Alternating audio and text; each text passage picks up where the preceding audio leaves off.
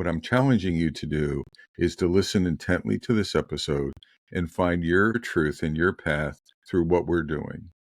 Because if you have two pretty successful leaders and there's a similar path, maybe you could mine it for a similar path for yourself, and it will make you a better leader, and it'll give you some success. And so I think there's some path management in there for you, personal path management. I had to figure out that like just building stuff is what makes Josh's brain happy. And so I had to accept that my self-care looks different than somebody else's self-care. I'm a noodler. I noodle on things. And I think that makes me, it makes me a better leader. Now, I don't share those noodles with anyone. I mean, I might grab a little cut and paste something out and put it in an email, but that noodling is just for Bob. Entry music. Da, da, da, da, da, da, da, da, da, da. It's the Bob and Josh show. Believe it or not, we're going to spend the next, 30 minutes talking about the quiet things we do. Some of you might find that humorous. Some of you might find that ironic. But these are our top 5 things that we do that maybe no one knows that we do, that we believe make us better leaders, and we hope may inspire you in small ways to become a better leader. I mean, as Josh likes me to say it, as a metaphor, we're Metacasters, we're opening our kimono. Oh my gosh. And sharing with you just the things we do that we think make us better leaders. So yeah. Full open. Here, let me do it. Oh my gosh. It's not a kimono. It's not a door. I know. I realized that when I was, well, who wants to go first? You. Want me to go first? Okay. Yeah. My first one is reflection. And Metacasters, you've heard me probably talk about this, but I'm a deep personal reflection. I'll think about the day. I can't help myself. Maybe a good example would be during my leadership career. There would be discussions around something at a team level, and I would land. We'd be talking about an architecture or a design or how to handle a bug or how to handle a leader run amok or whatever it was, and I'd come down on one side of it or the other, and I'd go home and I'd be like, "Yeah, we made a decision." But I inevitably think about it. I don't walk away from things. Mm-hmm. I'm thinking about things. And it's not second guessing. It's really not. I'm looking for best. I'm trying to think. Another aspect of it is, was I overbearing? No smart comments, Josh. But was I overbearing in the discussion? Did I lean it? Did I bias it one way or the other? And did we make a mistake? If I took the lead on a decision, did I screw it up? It could be as strong as that. So it is not, if anyone has worked for me, it is incredibly uncommon for me to get really decisive or behind something on day one, go home overnight, and come in the next day and totally flip or partially flip. Very often that flip is in the favor of other people. Very often that flip is taking a risk. Very often that flip is, let's not do it Bob's way. Let's do it another way, or let's just let someone's idea emerge, etc. And that's just decision making reflection. I reflect just quietly at home, etc. a lot. I'll sleep on things. It's my introversion. I think all 5 of mine are related to my embracing and understanding my introversion, my introvert as a leader, and then working with it. And how do I collaborate with it at home? So that's my first one, is personal reflection, Josh. And it's on a daily, it's not during the day, but I take significant time in doing that. Sounds good. Question for you, because this kind of ties into one of mine. How do you get to a point where you finally put it on the shelf and stop scrutinizing it? Oh, I think it's after that reflect. Good question. Really good. I don't flop around a lot. Okay. This is normally like a day. So sleeping on it, reflecting on it, whatever it is for 2 or 3 days, like 1, 2, 3, probably no more, no matter what it is. And once I land on it that second time, Mhm. we're sort of done. All right. So you like chew it up, spit it out. Once it's been spat, it's out. Like you're not. It's out. Yeah, it's out. It's Okay, out. gotcha. But it's Gotcha. that flip. Yeah. And if I wasn't, I think if I was a weaker is the wrong word, but you know, I mean, I'm admitting that I was wrong. Mhm. That's a strong way of saying it. And I'm going with someone else's. I think it's hard for a lot of people to do that. It's an easier journey to just stick to get Right. stuck on that decision. I think it is. Yeah. But Oh yeah, for me, it is. and I'm comfortable with that and leaning into other people. Yeah. My similar but different as Bob and I are. I enable a fair amount of failure quietly, and I just kind of let it happen. I I'm not always right. You know, similar to Bob's point. I think when I get to a situation that Bob is talking about where there's some question, if I don't have a strong opinion, or if I'm worried that that decision A is going to not turn out the way we want, I'll let decision A go and keep an eye on it and let it emerge and evolve into whatever it may be. Maybe I was wrong and maybe it becomes the right thing. I am more comfortable with letting things evolve a little bit longer because I had a history. We'll say I don't have a history anymore. I had a history of over prescribing, over engineering things, and that blew up in my face a bunch of times. So I've had to learn to accept that maybe we don't need a specific answer right now. Yeah. So I'm okay to let it go for a little bit. And I'm okay for people to say, hey, let's go in this direction. And as long as I feel like the appropriate guardrails are in place, that we're not going to like lose a limb or anything like that, and we can recover, then I'm fine to let it go. That's both at like the project and product level, but also at a personal level. As somebody's trying something, I'm very comfortable to, hey, let's try this. Let's see what happens. Internally, I might be like, oh, this is going to be a disaster. And I'll put some guardrails around it. Not like I don't say that. I don't say like, hey, I think this is going to fail. I'm going to put some Right. some guardrails around it so you don't hurt yourself. I'll just quietly put things in place or ask questions or like that, stuff like that along the way to allow it to evolve. So similar to Bob, that when stuff like that happens, I come at it from the other side of like, well, let's just kind of wait and see. And I get kind of nervous, and I convince myself, let it go, let it go, let it go, and then see what happens and then make the adjustment. So those are the things that I do along the way that I am sure cause people to scratch their heads at times, like, what the heck? Why didn't he say something sooner? And it was intentional. It's one of the things I took away from that, Josh, or like a meta pattern was to let it go. Maybe there's a pattern of that aligns with me as well, is just saying it in your head, let it go. Mhm. Or is this a case where I can just let it go? And Yeah. that doesn't mean you're comfortable with it. It's you're just push. In fact, I'm uncomfortable with it, but I'm reminding myself of like to trust. Yeah. So let it go Yeah. and trust the team and see what emerges. Yep. Um, And it's hard, the second, man. it's really Yeah. it's hard. That's why I think as a leader that the quietly doing that. You said something that just struck me as being important. Sometimes people will look at you like folks have an expectation of what a leader is. Mhm. A leader is this. A leader is a leader. A leader is a prescriber, a Yes. teller, Yes. a charger. So part of this quiet leadership that we're talking about is being comfortable with and staying in genuine to yourself in your style.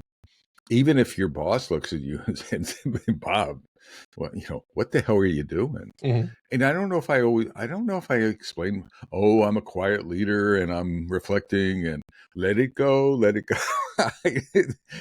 It's just, I don't think I say much. I'm like, this is my job and this is my style and this is how we're doing it. And we're going to continue this way or something like that. I don't deep dive into trying to defend Right, myself. right. Um, the second thing for me is journaling. And if you attended any of my classes or if you listen to me, Josh knows that I write things down. Let's call it that. I'm a writer. Before we started recording, Josh was busting my stones about how many Word documents I have, and the answer is 1 billion. Three. There's a lot. And it's not just that. I have other, like, I have a journaling software, Penzu, that I use. I but I write a lot of stuff down. It's like a noodle space for me. It's a brainstorming space for me. It's a quiet space for me to sort of I draw, if you will, not as a sketch artist, but it's part of my thinking. It's part of my brainstorming. It's part of my challenging myself. What are the options? Like, I'll make lists. What do I think the options are? What are the pros? What are the cons? And it's cathartic for me. It's why I do blog posts and things like that. But this is more for me as a leader. I maybe the word I think of nowadays is I'm a noodler. I noodle on things, um, and I think that makes me. I no, it makes me a better leader. Now I don't share those noodles with anyone. Uh, I mean, I might grab a little cut and paste something out and put it in an email, but that noodling is just for Bob. Those spaces are just for Bob. I'll flip flop all over the place in there. I'll put silly ideas down. I'll go back 2 days later and, like, what were you thinking? That was a stupid thing, and I'll make a funny face and circle that area or whatever. It's a noodle space for me. So journaling and creating space for it and I think there's a habit to most of these things of doing them as frequently as possible. So these are not monthly or yearly activities, at least for me. These are pretty continuous activities for me. Gotcha. So like every day, multiple times a day. Yeah. Yeah. Okay. Yeah. My next one is I'm an observer, preferably from afar, and oftentimes unseen if possible. And it's like, I would hope unseen. Well, I lean. Yeah. And I don't want to be perceived as like I'm spying. I'm not trying to spy. What I'm trying to do is recognize that oftentimes a title that I have carries a certain amount of weight. So trying to not be a distraction in a meeting by being front and center. Can I sit in the back? Can I listen? Can I watch? Can I then offer small guidance, small points? That's all I'm trying to do. I'm not trying to be a spy and like jump out like, haha, I gotcha. That is not it. It really is about how can I effectively apply my knowledge and experience without being a disruption. And oftentimes I found if I'm front and center, I'm a disruption because I'm the VP or the CXO or whatever. I'm somebody's boss or a boss's boss. And like that just changes the way people behave, whether I like it or not. And Bob is the one that taught me that lesson painfully and rightfully so. But once I learned that, I'm like, okay, how can I apply myself without being a disruption? So at one job, the last place that I worked pre-COVID, stand-ups, I would walk around to all of the stand-ups, but I would sit in a cube like next to where the stand-ups were happening and no one could see me. And I wouldn't say anything, but people kind of would like, the stand-up would break apart like, oh, he's there. What's going on? And again, it wasn't spying. It was like, hey, what if we try this?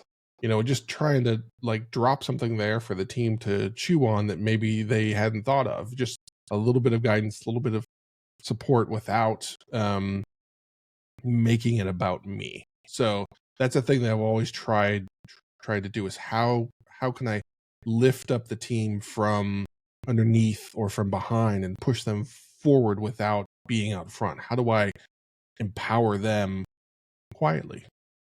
So that's the thing that I do. I mean, I don't have any. I've noticed. I mean, I think there's truth. The only reaction I have is there's truth that I've noticed that you've done more of that, and I probably said this before over the years that you've leaned in this I'm an observer. Mhm. Listening is a part of that. Patience is a part of that. So you've gone from being this reactive whippersnapper to to being this really thoughtful, like Yoda sometimes, right? You still have energy. You still, there are, Yeah. but there's like different modes. And this is Metacasters. This is just me observing Josh from afar. So I'm not, there's nuance. This is more of a high level view. But you have more Yoda moments over time, Mhm. and I think that makes you a better. It does make you a better Oh yeah, leader. It without a makes doubt. it makes anyone a better leader. I think the third one for me, now I'm looking at it. These first three are intertwined. Is study and reading and learning, and I do this a lot. Like in the morning when I get up, I'll look. One of the things I value is LinkedIn, for example, but I also see it in Slack. So from a team perspective, you would see it in Slack. So someone posits something, someone says something, someone proposes a solution to something. In Slack, in LinkedIn, someone has an idea. They talk about agile this or agile that. So you get the position. But what I find is richer is the responses. Like I'll read a lot of the comments and the responses and the replies to the replies to the replies. And I'm looking at threads because what it's given me is like the breadth and depth of options and things like that. I very, not in all cases, but I very well will go off and do a little bit of research on my own and things like that. So I think the thing I'm trying to talk about here is personal curiosity or insatiable personal curiosity. I just get curious about stuff, and I dig a little deeper. Um, and it's usually in the areas that I care. Nowadays, it's leadership and coaching and stuff. But I find it's very useful. It broadens me. I said earlier, like I'll think about one thing and I'll switch gears as I've thought about it deeper, or I've thought about the context or the nuance of it. Well, this study helps me to do that sometimes. So when I go home, it's not like I have a beer, I go to sleep, and then I say, oh, I need to switch from what I said yesterday. It's not quite like that. It's really like looking, Josh talked about something interesting. He said, have a higher view or step back. I think as leaders, you know, we can get too broiled. What is it? The forest and the trees. We can be in the trees and we don't see the forest. So we really want to. That's what I'm doing. I'm scaling back sometimes and looking. It's more option analysis, um, and it's not. It just helps me as a leader to do that. My third one is something that I've had to transition over time. So I am always building something. The number of businesses or products that Josh has started is out of control. You should see the number of domains that I own because I have an idea. And so I start building it. And it, for a period, it was an unhealthy scale where I was trying to build and juggle all of these things at once and trying to get them all to become, successful companies, ideas, launched, all of those things. And that was a distraction for me. And I had to recognize that and learn that, okay, buddy, come on. You got to focus. You got to focus on something. You can't take the shotgun approach to life and do 20 things and hope one of them hits. You got to be focused. So that's a major shift that I've made personally in the past, I'd say 4 or 5 years. But what I learned is that reactively, you've heard me talk a lot about over rotating on things, that I over rotated on that and I stopped building things. And that wore on me just as much as Yeah, building a million things. So what I've learned is Josh is a builder. Josh likes to always be building and tinkering with things. So I I just have these little side projects that I have going on constantly. And what I've gotten to for me, for my like personal health is like, okay, cool. They don't have to become anything. They can just kind of be a learning opportunity. So AI, there's a lot of things that I'm doing behind the scenes where I learn more about that because I've had the opportunity to live through some foundational technology changes in our life. Number one, when the web hit, then when mobile came and big data and social. And I've been lucky enough to have shaped my career to be a part of that. And AI is that same thing. But I didn't just stumble into it. It was like, oh, okay, Right. Josh, you got to go figure this out. And so for me to figure things out, the way I do that is I have to build something. I learn best by doing. So I'm always doing something that helps me stay in touch with how things are evolving, helps me feel confident in some of the opinions that I'm forming around the evolution of our society, our technology, all of those things, because I've got my hands in it a little bit. I'm not suggesting I'm an expert, but I know enough to where like I've done a thing. And that helps me both in the role that I play as a tech leader, but also that's one of those things that just kind of keeps Josh nice and steady and even, right? It gives me an outlet for the things like Bob writing. For Josh, it's building something. So all of these little projects that I've gotten to a healthy spot with them now where they can just be a little project. That's cool, Josh. That's okay. Just kind of this, hey, you learned a thing. Good job. Now you move on to the next thing. I mean, I think that's the essence of one of the things is between you and I, what attracted me to you. Oh, that I don't know if I like the sound of that, but one is our generational gap. So when we first met, what intrigued me is we had a generational gap, an experiential. It wasn't the experience; it was generational gap. And you were so much more technical than I was. You were, and you were in the technology weeds more. So I saw myself in you, Josh, like 20 years earlier or something like that, right? And I like that because it was like, he'll keep me honest. I have a connection to that. And part of that was your tinkering, your projects. And it's not just tinkering with code. You tinkered with building products. You tinkered with building businesses. So you were a builder. You were, an innovator. And that attracted me. That leads into my fourth one, which is pairing. I've been thoughtful or quiet about pairing. So the relationship I have with Josh, I think of as ultimately like a pairing relationship.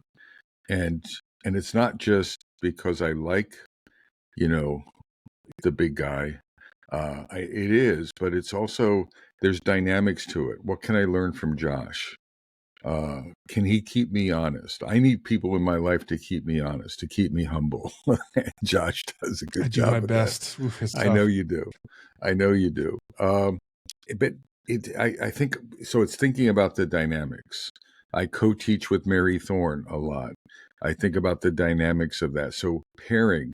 When I'm in a company, I'm a natural collaborator. I want to pair with people, and it's not collegial. It's not just business driven pairing. It's personal pairing. I'm trying to learn. I'm trying to cover them. It's win-win, maybe is a way to describe it. I try to create, like I've tried to not just get stuff from Josh, I've tried to help Josh. So I've tried to create win-win in that. I don't know if he understands what I get from the relationship, but I know get exactly a lot. What you get. I get a lot. Yeah. I get a lot from that relation. A lot of cheap shots at me. Called me a lump earlier today. No, I know. I'm just kidding. It's the work. Yeah. It's that. So I think pairing is something that I only thought about it today. It's something that I was subliminally doing, quietly doing. It's maybe part of my character to do that, but it's made me a better leader. And it's the how you do it. You don't you more do it. You co-create it. You co-create the pairing, and you have to be selective. In this world is full of a lot of special people, and you gotta pick the right people in your pairing, or you can waste a lot of time. It's lose win or win lose, which I don't want. So pairing isn't just flippant. You have to find people who are like-minded. It has to be thoughtful. I'm not talking about mentoring. I'm really talking about just pairing, like these equal pairing opportunities. Agreed. Yeah, it is a proceed with caution type of approach, because it can become backfire on you. Okay, so these last two I'm going to talk about, but I want to preface it with I don't think I have them fully figured out yet, and I'll talk about what I mean by that. So I am a continuous consumer of like non-traditional media. And what I mean by that, this sounds like a lot of buzzwords, is if you say, hey, Josh, have you read this book? Or did you do this? Like the answer is probably no. Like the number of times, like I think back to, gosh, six years ago, when I was steady streaming on Twitch talking about agile leadership multiple times a week. The number of really smart people that dropped in and would ask me questions that I respected a lot, like, oh, Josh, that thing you're talking about, that's this framework, or that came from this book. Like, yeah, okay, never read the book, don't know. But I have a continuous consumption model, which I don't think is healthy, right? So that's why I'm kind of saying like, hey, maybe this isn't the right way to do it. But like last night, Saturday night, I'm sitting at home, YouTube comes up, and I'm watching a YouTube video from Sequoia Capital talking about AI, blah, blah, blah, all this stuff. And there was like the AI stuff, it got a little too like, okay, cool, I don't care about that. But like the first 20 minutes were really great. It was them talking about this is what they're looking for in a great company. And it kind of got the wheels turning about, this company I'm helping, like maybe we could apply that. Maybe we could do that. Let's think about that. And sharing links on the set, like what am I doing? Jumping into Slack and sharing a link, and I try and be good about it and set it to like, oh, don't send this until Monday morning at 9, because I don't want to distract people with the way Josh's brain works, with how he consumes things. So there's just this steady stream of content that's always coming in to my view that I shouldn't say it's coming into my view, that I'm going to get. And that's what I'm trying to monitor that. The next one I'll talk about is how I'm trying to monitor that. But that's I have not gone the traditional path of, there's a ton of books behind me. Most of them are like half read, where I got to a point, I was like, okay, cool, I'm not getting much out of this book anymore, I'm going to stop. Whereas most people will be like cover to cover and consume it, maybe read it a couple times. That's just not how Josh's brain works. And I've had to get comfortable with that. Like I've had to get comfortable with like, I am not going to slog through the rest of this book. Yeah, somebody should say I should, but like, I'm just going to hate life if I do it. So I am more of a bite-sized media consumption guy. You said you wanted to cover your last one too? Oh, sure. Yeah. You want to do that? You said you sounded like they were connected. Yeah, they are. One of the things that I'm trying to quietly do behind the scenes is not always be working. Josh's problem is the wheels are always turning. Always. And I recognize this as an issue. One weekend, the kids were gone. And I knew, and this was something I was working on. I said, okay, I'm going to sit down. I'm going to find a movie that I like, and I'm going to watch it. And I'm just going to work's not going to enter my brain. Bob, it took me 12 hours to watch a 2-hour movie. And I enjoyed the movie. It wasn't like I was trying to get out of the movie. But I would be watching a movie, and then something in my brain would be like, oh, that thing you're working on, you can't lose it. Right. Go write it down, go do it. And so going and writing down turned into writing a little bit of code, sending a message, doing a little bit of thing like, oh crap, you're supposed to be watching the movie. So go back, get another 20, 30 minutes through a movie. I've gotten a lot better since then. I'm watching movies. I'm doing good. I'm able to turn things off, but it's been an active thing where I'm trying to dial it back and just relax, because I was running at an 11 out of 10 for way too long. And that was just crushing me. So I'm actively working on trying to dial it back. We talked about a little bit in the last one with the consumption and trying to slow that down and control that and manage that and maintain that.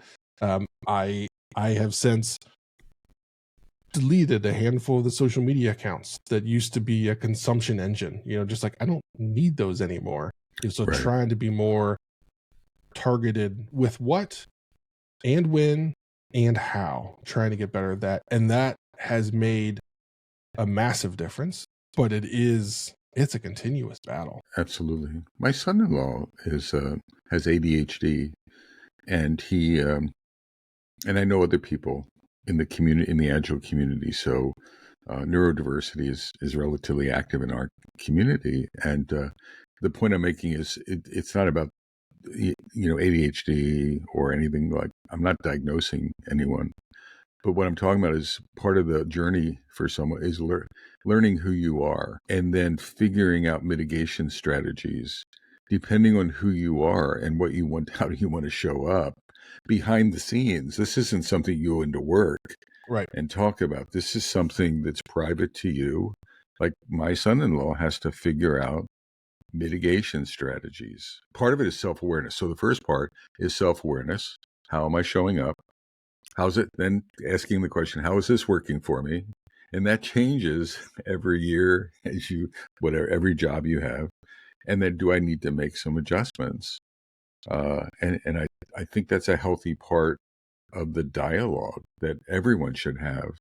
That self-awareness of, as a leader, particularly as a leader, it's important to have that or the emotional intelligence. Yeah, the biggest thing that I've learned is that because of my role and the way I was operating, I wasn't intentionally, but I indirectly was setting norms that were impossible for other people to keep up with because their brain wasn't wired the way mine was wired. Good, bad, or indifferent, the way my brain is wired, I can run at a certain pace. And so I found that I was setting a pace that was not maintainable for myself.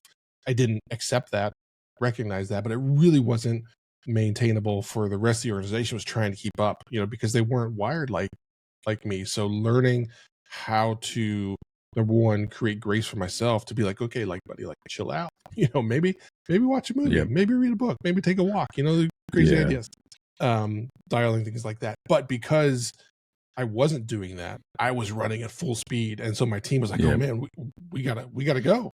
Josh is going. That means we gotta go. This is what we do, because Josh is the leader. Josh is setting the tone. Josh is being the model. And so it wasn't always a good model, and it would lead to crash and burns, both personally and for my team. So those were some lessons I definitely had to learn the hard way. I mean, Metacasters, I want to point out, Josh said something really important. This has happened to me multiple times. We have to be self-aware of our model and the effect that it has on the organization and our teams. I once sent an email. I don't think about it. I get up. I have a weird schedule. I'll get up really early. Sometimes I can't sleep, so I'll get up at 2 a.m. or 3 a.m. or something as well. So I'll send email. And I remember someone at Zenergy, and once I did it at Zenergy and I got yelled at by my colleague. He was like, "What the hell are you doing? It's like a holiday weekend and you're sending email, and people are going to be reacting to you because you're you, right? And be aware of that. And so stop that, right? You ass, stop." And everything he said to me, I was totally unaware. I was just operating as Bob. But the kicker is not, he gave me self-awareness to say, right, I need to be aware of this. So I don't have to change my behavior. I don't have to sleep longer, but at the same time, I have to be aware of organizational interactions and things like that. You need to be really sharp on this and self-aware. I mean, even raising your eyebrow in a video can have an effect on people. Right, it can make them do things. So really important point from Josh. I'll wrap it up with me, and I think this aligns with what Josh was saying. Self-care, and I'm not. If anyone knows me, I'm not a walk in the park, hike in nature, athletic kind of guy. I'm more of a roly-poly sumo wrestler kind of guy or something, and so, but I need self-care. So what are things that reading fantasy, more fantasy and science fiction, but fantasy is self-care for me. If I spend 2 hours reading about dragons, I'm good. Because it gets into my imagination. It actually will get rid of all the stuff Josh was talking about. When I'm reading fantasy, I'm not thinking about jobs. I'm not thinking about agile coaching. I'm not thinking about clients. If I'm watching certain movies, I will. If I'm watching certain movies, Game of Thrones, again, there's certain shows and things that'll keep me focused on me and that really recharge my batteries. So it's all about dragons, like we've learned. Bob's biggest distraction, dragons. Dragons. Mornings are my time. I said it earlier. Mornings are it's my time, and not only am I productive, but it energizes me for the rest of the day.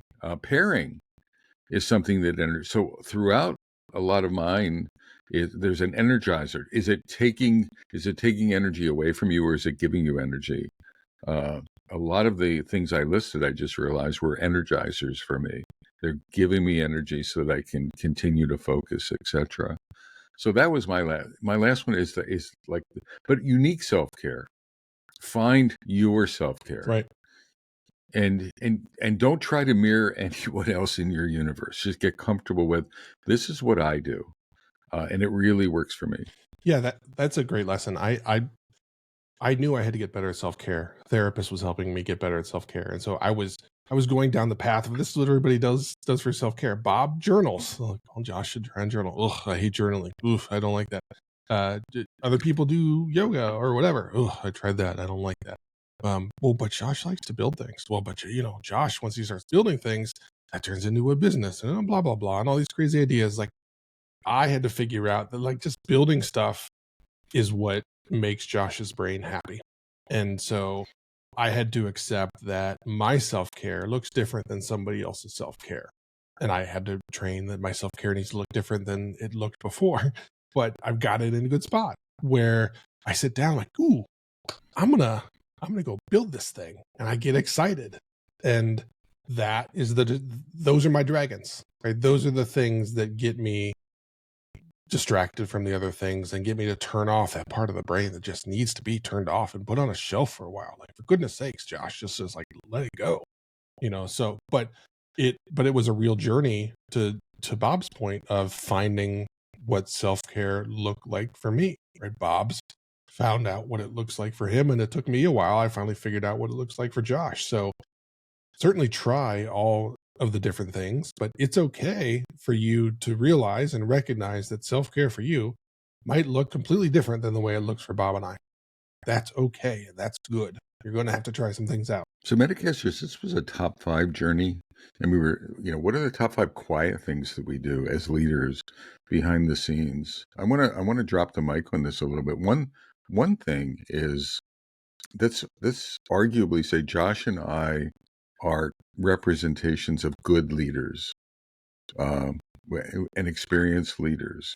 So we've opened the kimono, and these are the things that we think make us good. And it's not writing code; it's what makes us good behind the scene. So we'd like you to consider them. If I reflect on it, there were similarities between what Josh was saying. I'm sorry, we created these list of 5 independently. Mm-hmm. But there was similarities between, if you think about it, between what we were both saying in this journey of what we do. So what I'm challenging you to do is to listen intently to this episode and find your truth and your path through what we're doing. Because if you have 2 pretty successful leaders and there's a similar path, maybe you could mine it for a similar path for yourself. And it will make you a better leader, and it'll give you some success. Because I think there's some path management in there for you, personal path management. And this isn't something you share. This is personal to you. We're sharing it now. I'm a little uncomfortable with that. Josh was probably a little uncomfortable with sharing it to millions of people who are going to watch the Metacast. Yeah. Maybe a billion. But we did it. It's over with. But fine. But the real challenge, the real action for you is to find your path and to try some of this stuff. And we think it's the quiet stuff that makes you a more effective leader. So find your path in our journeys. And with that, this guy from beautiful downtown Cary, North Carolina, and beautiful downtown Fuquay Arena, North Carolina, I'm Bob Galen. and I'm Josh Anderson. Shake And bake. Take care, y'all.